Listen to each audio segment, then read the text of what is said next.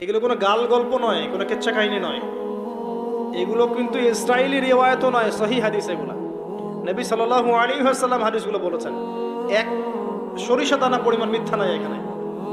এখান থেকে বলতে যাচ্ছিলাম, দোয়া কবুলের অন্যতম একটা উপায় হচ্ছে আপনি কোনো ভালো কাজ করেন গোপনে, যেটা আল্লাহ ছাড়া কেউ জানে না, ওর ওসিলা করে আপনি আল্লাহর কাছে যান, দোয়া কবুল হবে ইনশাআল্লাহ। আরেকটা অপশন হচ্ছে আল্লাহ পাকের যে নাম এবং সিফতগুলো আছে এগুলোকে ওসিলা করে দোয়া করা। যেমন, আল্লাহ তোমার রহমান নামের ওসিলায় আমি তোমার কাছে দয়া চাচ্ছি, তোমার আল গফুর নামের ওসিলায় আমি ক্ষমা চাচ্ছি, তোমার আর রাজ্জাক নামের ওসিলায় আমি রিজিক চাচ্ছি, ওয়াহাব নামের ওসিলায় আমি সন্তান চাচ্ছি, ইত্যাদি। কথা কি বুঝতে পারছেন? যে নামের সাথে যে বিষয়টা যায় এটা ওসিলা করে আপনি দোয়া করলে ইনশাআল্লাহ তাআলা আপনি আপনার ফলাফল পাবেন। আর একটা সবচেয়ে বড় অস্ত্র শিখিয়ে দিচ্ছি, এটা আমি কাউকে শিখাইনি আজ পর্যন্ত, আজকেই প্রথম। এবং আমি আমার জীবনে দেখেছি এই ওসিলা করে যা চেয়েছি পাইনি এমন কোনোদিনও যায় নাই। আলহামদুলিল্লাহ, আমি সম্পূর্ণ আল্লাহ পাকের কৃতজ্ঞতা এবং শুকরিয়া আদায় করছি। এইটা ওসিলা করে আমি যা চেয়েছি আমি সারা জীবনে তাই পেয়েছি। এবং আমি বিশ্বাস করি আমি যা পেয়েছি, এই বয়সে আমি যা পেয়েছি আল্লাহ পাক কোটি কোটি মানুষকে তা দেন নাই, এটা আমি বিশ্বাস করি। এই বয়সে আমি যা পেয়েছি আল্লাহ পাক আমাকে যা দিয়েছেন, যত দিয়েছেন, কোটি কোটি মানুষকে আল্লাহ পাক তা দেন নাই, আমি এমনটাই মনে করি।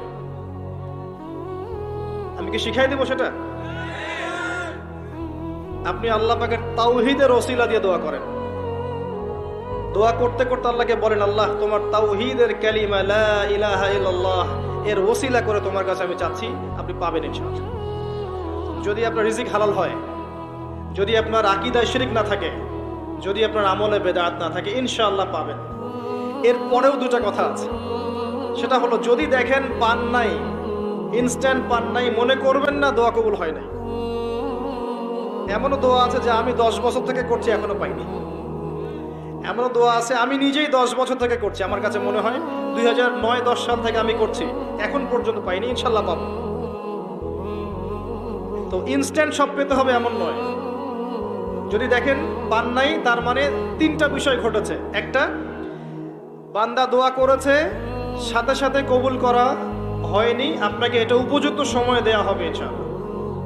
2 নাম্বার, এই যে আপনি আল্লাহর কাছে চেয়েছেন, এর ওসিলা আল্লাহ পাক আপনার আমল, আপনার তাকদীর থেকে কোনো বিপদ আপদ সরিয়ে দিয়েছেন, আপনি বুঝতে পারেননি।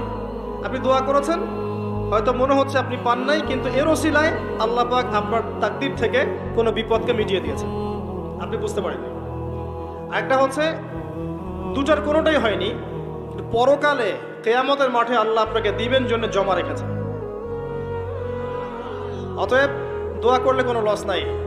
বেশি বেশি দোয়া করবেন, সেজদায় বেশি বেশি দোয়া করবেন, ফরজ সালাতের আগে পরে করবেন, নরমালি হাত তুলে দোয়া করবেন, নফল নামাজ পড়ে করবেন, দান সাদাকা করে করবেন, কোরআন তেলাওয়াত করে করবেন, দোয়া বাড়িয়ে দেন। আত্মশুদ্ধির কথা আমরা যে বলি না, কয়েকটা বিষয় জড়িত। বেশি বেশি কোরআন তেলাওয়াত করলে আত্মশুদ্ধি হয়, বেশি বেশি জিকির করলে আত্মশুদ্ধি হয়, আল্লাহওয়ালা মানুষের সহবতে গিয়ে পড়ে থাকলে আত্মশুদ্ধি হয়, বেশি বেশি দোয়া করলে আত্মশুদ্ধি হয়, বেশি বেশি পরকালের কথা ফিকির করলে আত্মশুদ্ধি হয়। এগুলোর খুব বেশি প্রয়োজন। আত্মশুদ্ধি না থাকলে আমরা আগামীতে পথ চলতে পারবো না। একটা বাতি থেকেই বাতি জ্বলবে ইনশাআল্লাহ। আপনি নিজেকে ছোট মনে করেন না, তুচ্ছ মনে করেন না, একটা বাতি থেকেই 1000টা বাতি জ্বলবে ইনশাআল্লাহ।